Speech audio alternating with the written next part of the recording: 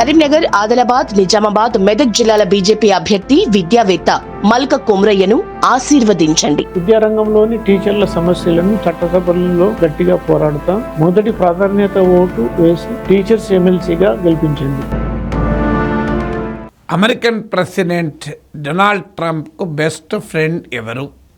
Trump పక్కనే ఎప్పుడూ కనిపిస్తూ, ట్రంప్ ప్రెసిడెంట్ ఆఫ్ యుక్రెయిన్ జెలెన్స్కీతో మాట్లాడినా, కెనడా ప్రైమ్ మినిస్టర్ ట్రూడోతో మాట్లాడినా, ఎవరితో మాట్లాడినా పక్క నుండి ఒకే ఒక్క వ్యక్తి Elon Musk, the Tesla CEO, SpaceX CEO. డెమోక్రట్లయితే అసలు Elon Musk president, Trump vice president అంటున్నారు. ట్రంప్కు చాలా సన్నిహితుడే కాకుండా ఇప్పుడు అధికారికంగా కూడా డిపార్ట్మెంట్ ఆఫ్ గవర్నమెంట్ ఎఫిషియన్సీ డోజ్కు ఇలాన్ మస్క్ నాయకత్వం వహిస్తున్నాడు. Elon Musk H-1B visa programme support చేస్తే తన రిపబ్లికన్ పార్టీ తన సపోర్ట్ లాబీలో పెద్ద సెక్షన్ వ్యతిరేకించిన ట్రంప్ కూడా ఇలాన్ మస్క్ సమర్థించాడు. ఇక్కడ దాకా స్టోరీ బాగుంది. కానీ డామిట్ కథ ఎప్పుడు అడ్డం తిరుగుతుందో తెలియదు. అది కూడా ట్రంప్ విషయంలో ఇంకా అసలు చెప్పలేము. సడన్గా ఇలాన్ మస్క్ ట్రంప్కు ఒక విషయంలో దూరం అయ్యాడు. ఏంటి ఆ దూరము? సహజంగా ఉక్రెయిన్ వార్ గురించి జెలెన్స్కీతో మాట్లాడితే ఇలాన్ మస్క్ ఉన్నాడు. మీకు యూరోప్లో వ్యవహారాలు చర్చిస్తే ఇలాన్ మస్క్ ఉన్నాడు. ఇలాన్ మస్క్ లేనిది లేదు ఎక్కడ. కానీ ఇలాన్ మస్క్ ఇది బిగ్ టెక్ CEO నాయకుడు. కానీ టెక్నాలజీకి సంబంధించిన ఒక భారీ ప్రాజెక్ట్ ప్రారంభిస్తుంటే అక్కడ ఇలాన్ మస్క్ లేడు. అదేంటి? ప్రెసిడెంట్లతో మాట్లాడేటప్పుడు ఇలాన్ మస్క్ ఉంటాడు, రాజకీయాలు మాట్లాడేటప్పుడు, డిప్లొమసీ మాట్లాడేటప్పుడు ఉంటాడు. కానీ తన ఫీల్డ్ అయిన టెక్నాలజీ విషయంలో ఒక పెద్ద ఈవెంట్ జరుగుతున్నప్పుడు లేడు. ఆ ఈవెంట్ ఏంటంటే స్టార్ గేట్ అని, అది ప్రపంచంలోని అతిపెద్ద ఆర్టిఫిషియల్ ఇంటెలిజెన్స్ ఇన్ఫ్రాస్ట్రక్చర్ను, రీసెర్చ్ను ప్రమోట్ చేసే ప్రాజెక్టు వైట్ హౌస్ సాక్షిగా ప్రకటించాడు. వాస్తవంగా అది private funded project. Donald Trump ఎందుకు ఎంటర్ అయ్యాడంటే ఆయన క్రెడిట్ కొట్టేసుకోదలుచుకున్నాడు. ట్రంప్కు దగ్గర కావాలని చూస్తున్న బిగ్ టెక్ కంపెనీస్ ఇది ప్రైవేట్ ప్రాజెక్టును మర్చిపోయి ట్రంప్ చేతిలో ఇనాగ్రేట్ చేయించుకున్నారు వెళ్ళి వైట్ హౌస్కి వెళ్ళి. ఈ ప్రాజెక్ట్ ఏంటంటే స్టార్ గేట్ అని, ఆర్టిఫిషియల్ ఇంటెలిజెన్స్లో $500 బిలియన్ అంటే 50,000 కోట్ల డాలర్లను ఇన్వెస్ట్ చేసేటువంటి ఒక భారీ ప్రాజెక్ట్. ఈ ప్రాజెక్టును ట్రంపే ప్రకటించాడు. హిస్టరీలో, చరిత్రలో అతిపెద్ద ఆర్టిఫిషియల్ ఇంటెలిజెన్స్ ఇన్ఫ్రాస్ట్రక్చర్ ప్రాజెక్ట్ ఇక్కడ అమెరికాలో ప్రారంభం కాబోతుంది అని ప్రకటించాడు. వాస్తవంగా ఆర్టిఫిషియల్ ఇంటెలిజెన్స్లో పరిశోధన 1950s మొదలైంది. కానీ ఇటీవల కాలంలో చాలా ప్రామినెంట్ పొజిషన్కి వచ్చింది.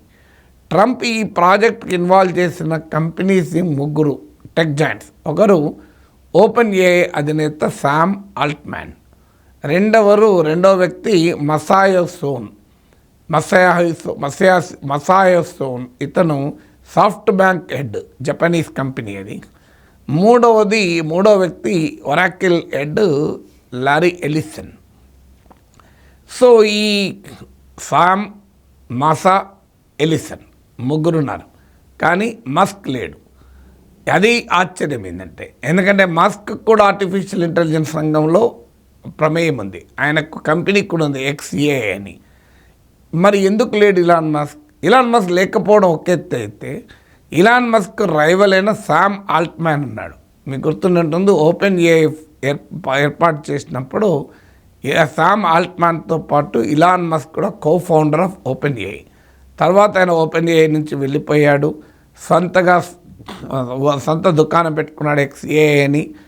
అందువల్ల టెక్నాలజీ రంగంలో, ఆర్టిఫిషియల్ ఇంటెలిజెన్స్ రంగంలో ఇలాన్ మస్క్ ద్వేషించే వ్యక్తి శామ్ ఆల్ట్మ్యాన్ పైన, OpenAI పైన ఇలాన్ మస్క్ కోర్టులో కేసులు కూడా వేశాడు. ఆ కేసులు కూడా నడుస్తున్నాయి. మీకు గుర్తునే ఉంటుంది, ఇటీవల ఇండియన్ ఆరిజిన్ సుచిర్ బాలాజీ ఆత్మహత్య కాదు హత్య అనే మదర్ రైజ్ చేసినప్పుడు, OpenAI పైన ప్రధానంగా ఆరోపణ చేస్తున్నప్పుడు, శామ్ ఆల్ట్మ్యాన్ పైన ప్రధానంగా ఆరోపణ చేస్తున్నప్పుడు సుచిర్ బాలాజీది ఆత్మహత్యలాగా కనిపించడం లేదు అంటూ ఓపెన్ ఏఐకి వ్యతిరేకంగా సుచీర్ బాలాజీ పేరెంట్స్కు మద్దతుగా నిలిచిన టెక్ జైంట్ ఎవరంటే ఇలాన్ మస్క్. ఇది ఇలాన్ మస్క్ శామ్ ఆల్ట్మ్యాన్కు మధ్య ఉండే రైవలరీ. ట్రంప్ శామ్ ఆల్ట్మ్యాన్కు పిలిచాడు కానీ ఇలాన్ మస్క్ను పిలవలేదు. ఇలాన్ మస్క్ ఈ ప్రాజెక్టులో భాగం కూడా కాదు. ఇప్పుడు టిక్ టాక్ను కొనమని ఒరాకిల్ చీఫ్ అయిన లారీ ఎలిసన్కి ఆఫర్ ఇచ్చాడు ట్రంప్. ఇలాన్ మస్క్ కూడా ఆఫర్ ఇచ్చాడు. కానీ ఇంత పెద్ద స్టార్ గేట్ అనే తన పర్సనల్లీ ప్రెస్టీజియస్గా తీసుకున్న ఆర్టిఫిషియల్ ఇంటెలిజెన్స్ ప్రాజెక్ట్లో ఇలాన్ మస్క్ ఇన్వాల్వ్ చేయలేదు.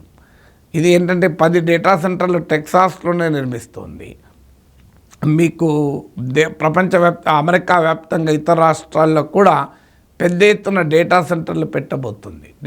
ఎందుకు మరి ట్రంప్కి ఇది ఇంపార్టెంట్? ట్రంప్ చాలా ఫోకస్ ఉన్న వ్యక్తి. ఇలాన్ మస్క్ అనో వివేక్ రామస్వామి అలాంటి ఏమీ ఉండవు. అసలు ఆయనకు భార్య పిల్లలతో సంబంధం కూడా లేదు. అవసరం వస్తే తన ప్రయోజనాల కొరకు, తన అధికారం కొరకు, తన డబ్బు కొరకు, తన పేరు ప్రఖ్యాతుల కొరకు ఎవరినైనా పక్కన పెడతాడు. ఆల్రెడీ నిన్నమటి దాకా డొనాల్డ్ ట్రంప్కు బాగా సన్నిహితం చెప్పిన వివేక్ రామస్వామి ఇప్పుడు ఆల్రెడీ బయటకు అవుట్ అయ్యాడు. మీకు డోజ్లో కూడా గవర్నమెంట్ అఫెన్స్లో ఉండడు అంటున్నారు. ఇలాన్ మస్క్ ఇప్పుడు చాలా క్లోజు. అసలు అమెరికా ప్రెసిడెంట్ ట్రంపా మస్కా అని చర్చ జరుగుతున్న టైంలో చూడు మస్క్ను కూడా డస్ట్బిన్లో పడేసి ఆయన ప్రత్యర్థి అయిన శామ్ ఆల్ట్మ్యాన్తో కలిసి వైట్ హౌస్లో ఏఐ ప్రాజెక్ట్ ప్రారంభించాడు. What does it indicate? Trump unpredictable కేవలం పాలసీస్ విషయంలోనే కాదు, దేశాల పట్లే కాదు, వ్యక్తుల పట్ల కూడా ట్రంప్ అలాగే ఉంటాడు. ఆయన ఫస్ట్ టైం ప్రెసిడెంట్గా ఉన్నప్పుడు 4 ఏళ్ల పాటు ప్రతి ఏటా chief of staff off white house అంటే వైట్ హౌస్ ఉద్యోగులందరికీ హెడ్ ప్రతి ఏటా మారిపోయాడు. 12 మంది క్యాబినెట్ మంత్రులు మారిపోయారు. ట్రంప్కి ఎవరు పర్మనెంట్గా ఫ్రెండ్స్ ఉండరు.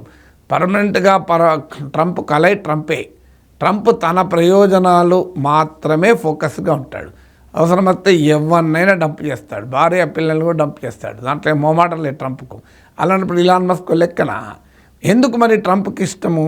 ట్రంప్కి ఏంటంటే బిగ్ టెక్ జైంట్స్తో ఆయన ఫస్ట్ టర్మ్లో పడలే. ఈ బిగ్ టెక్నాలజీ జైంట్స్ అంతా కూడా డెమోక్రటిక్ పార్టీకి మద్దతు ఇచ్చారు ఈవెన్ ఎలక్షన్స్లో కూడా. కానీ ట్రంప్ గెలిచాడు.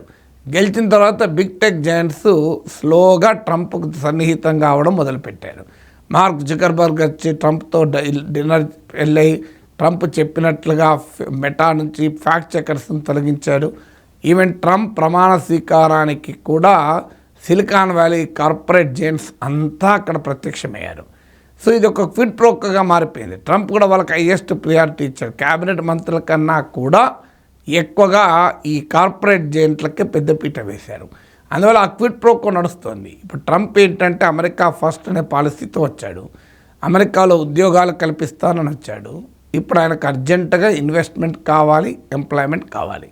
ఇప్పుడు ఈ ఆర్టిఫిషియల్ ఇంటెలిజెన్స్ ప్రాజెక్ట్ ద్వారా $500 బిలియన్, $50,000 కోట్ల ఇన్వెస్ట్మెంట్, వేలల్లో ఉద్యోగాలు వస్తాయని అది ఆయన ఇమీడియట్ ఆబ్జెక్టివ్ ఇన్వెస్ట్మెంట్ అండ్ ఎంప్లాయ్మెంట్కి ఈ ప్రాజెక్ట్ ఉపయోగపడుతుంది. అందుకొరకు శామ్ ఆల్ట్మ్యాన్తో కలుస్తాడు, ఇలాన్ మస్క్ కూడా డంప్ చేస్తాడు. దీంతో ఇలాన్ మస్క్ సహజంగానే ఇది ఇరిటేషన్ వచ్చింది. ఆయన ఎక్స్లో శామ్ ఆల్ట్మ్యాన్తో ఆర్గ్యుమెంట్ పికప్ చేసుకుంటూ అంత సీన్ లేదంటూ అటాక్ చేశాడు ఈ ప్రాజెక్ట్ను. ట్రంప్ చాలా తనకు ఫేవరైట్ ప్రాజెక్టుగా తాను గర్వంగా చరిత్రలోనే మానవాళి చరిత్రలోనే ఎన్నడూ లేని గొప్ప ప్రాజెక్ట్ అని ట్రంప్ దాన్ని ప్రకటిస్తే ఇలాన్ మస్క్ వెక్కిరిస్తున్నాడు. ఇదేం ప్రాజెక్టు, అంత సీన్ లేదు దీనికి, ఈ టార్గెట్కి అంత సీన్ లేదని ఆరోపిస్తున్నాడు. అంటే ట్రంప్కు కంప్లీట్ డిఫరెంట్గా ఇలాన్ మస్క్ మాట్లాడుతున్నాడు. Can you imagine? So Trump and Elon Musk are on the same page అనుకుంటే పరస్పర విరుద్ధంగా పనిచేస్తున్నారు. శామ్ ఆల్ట్మ్యాన్ను ట్రంప్ సపోర్ట్ చేస్తుంటే ఇలాన్ మస్క్ అటాక్ చేస్తున్నాడు. ఈ టార్గెట్ ప్రాజెక్ట్ ఎలక్ట్ చేస్తున్నాడు. అయినా ట్రంప్ మస్క్ను పక్కకు పెట్టి ఎందుకు దీనికి ప్రియారిటీ ఇస్తున్నాడు? నేను ఇంతమంది చెప్పినట్లు ట్రంప్కి కావాలి అమెరికాలో ఇన్వెస్ట్మెంట్, జాబ్స్. అంతేకాదు ఈ ఆర్టిఫిషియల్ ఇంటెలిజెన్స్ రంగంలో చైనా అమెరికా గట్టి పోటీ ఇస్తుంది. అందువల్ల చైనాను కంటైన్ చేయాలన్నది ట్రంప్ విధానము, బైడెన్ విధానం. అందువల్ల బైడెన్ కూడా పోతూ అడ్వాన్స్డ్ చిప్స్ చైనాకు యాక్సెస్ కాకుండా నిర్ణయాలు తీసుకున్నాడు. ట్రంప్ ఆలోచన కూడా అదే, అమెరికా ఆధిపత్యం ఉండాలి ఆర్టిఫిషియల్ ఇంటెలిజెన్స్ రంగంలో. అందుకే ఇప్పుడు ఈ డేటా సెంటర్లు ఏంటంటే ఒక రకంగా they are like the mind. Artificial intelligence అనే వ్యవస్థకు ఒక మేధస్సు మైండ్ లాంటిది. అందువల్ల ఆ మైండ్ తన చేతిలో ఉంటే వరల్డ్ ఆర్టిఫిషియల్ ఇంటెలిజెన్స్ రీసెర్చ్ని తాను కంట్రోల్ చేయొచ్చు. ఎందుకంటే ఫ్యూచర్ అంతా ఏది అంటున్నారు. సో భవిష్యత్ టెక్నాలజీ ప్రపంచాన్ని అమెరికా కంట్రోల్లో పెట్టుకోవాలంటే, చైనా కాదు ఇంకెవరు పోటీలో రాకూడదు అంటే ఏ రంగంలో కంప్లీట్ గ్రిప్ తన చేతిలో ఉండాలి అనేది అమెరికా ఆలోచన. ఇప్పటికే చిప్స్ రంగంలో అమెరికా ఆధిపత్యం ఉంది. ఏ రీసెర్చ్లో కూడా ఆధిపత్యం ఉండాలని. అందువల్ల తన ఎజెండా అయిన అమెరికా ఫస్ట్ తనకు ఉపయోగపడుతుంది, మేక్ అమెరికా గ్రేట్ ఉపయోగపడుతుందంటే ఎలాన్ మస్క్నైనా డంప్ చేస్తాడు, ఎవరినైనా డంప్ చేస్తాడు. Trump knows only his agenda, how to promote his agenda. Is a business man, is a negotiator. ఆయనకి అనుబంధాలు, ఆత్మీయతలు అంతా ఒక బూటకం. ఆత్మరక్షణకై మనుషులు ఆడే నాటకమని మన పాత జీవన తరంగాల సినిమాల్లో ఉన్న పాట ట్రంప్కు మరి ఎవరైనా ట్రాన్స్లేట్ చేసి చెప్పారేమో. For Trump everything is business. Elon మస్క్తో ఫ్రెండ్షిప్ అయినా, వివేక్ రామస్వామితో సాన్నిహిత్యమైన.